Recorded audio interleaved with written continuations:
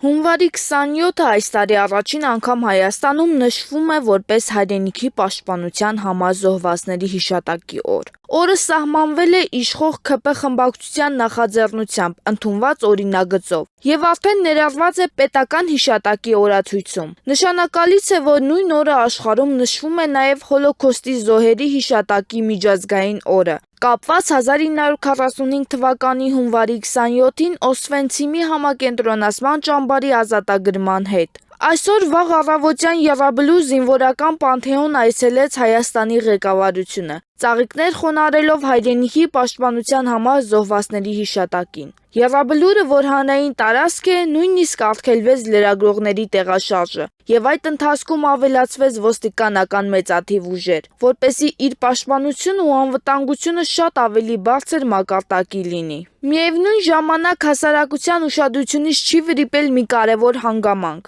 Իշխանության ներկայացուցիչները Եռաբլուր չեն այցելում սեպտեմբերի 27-ին, սեպտեմբերի 19-ին, ինչպես նաև սեպտեմբերի 13-ին, 14-ին, որոնք ուղղակիորեն կապված են ամենածանր ռազմական կորուստների հետ՝ 44-օրյա պատերազմ, Արցախի դեմ վերջին հարձակում եւ Հայաստանի սահմանների վրա ագրեսիան։ Օրինագծի հիմնավորման մեջ նշվում էր, որ մինչ այժմ Հայաստանը չուներ համընդհանուր օր, նվիրված բոլոր ժամանակների ռազմական գործողությունների ընթացքում զոհվածների հիշատակին, իսկ հունվարի 28-ը բանակի օր ավելի շատ տոնական բնույթ ունի։ Սակայն վերլուծաբանների կարծիքով իրական հիշատակի օրերը հենց այն ամսաթվերն են, երբ տեղի են ունեցել ողբերգական իրադարձությունները, եւ դրանցից խուսափելը չի նպաստում ազգային ինքնագիտակցության առողջ ձևավորմանը։